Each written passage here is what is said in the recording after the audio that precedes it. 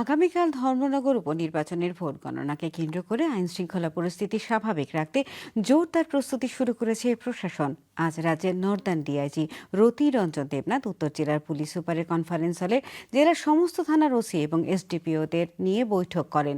বৈঠকে ভোট গণনাকে ঘিরে নিরাপত্তা ব্যবস্থার সম্ভাব্য স্পর্শকাতর এলাকা এবং যে কোনো অপ্রীতিকর পরিস্থিতি মোকাবেলা নিয়ে বিস্তারিত আলোচনা হয়। পরিদর্শন শেষে তিনি জানান, শান্তিপূর্ণভাবে ভোট গণনা সম্পন্ন করা এবং সর্বোচ্চ সতর্কতার সাথে আইন শৃঙ্খলা বজায় রাখাই মূল লক্ষ্য। তো আটটার সময় শুরু হবে। তো সেই হিসাবে আমাদের পুরো প্রিপারেশন নেওয়া হয়েছে অলরেডি। এখানে দুদিকে ব্যারিকেড করা থাকবে যাতে ফ্রি অ্যাক্সেস কন্ট্রোল করার জন্য। আর কাউন্টিং সেন্টারের চারদিকে 163 বিএনএস লাগু থাকবে যাতে পাঁচ বা তার অধিক লোক জমায়েত হতে না পারে সেটাকে এনশিওর করার জন্য। আর কাউন্টিং এর সময়টাতে আমাদের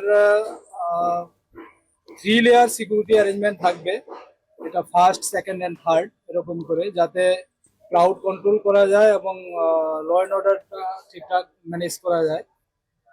আউটসাইড মানে 3 লেয়ার অ্যারেঞ্জমেন্টের বাইরেও বিভিন্ন জায়গাতে ফিক্সড পিকেট, ভেহিকুলার, মোবাইল এই সমস্ত অ্যারেঞ্জমেন্ট রয়েছে এবং এগুলো থাকবে কালকে, আগামীকালকেও থাকবে ল অ্যান্ড অর্ডার ঠিকঠাক মেনটেন করার জন্য।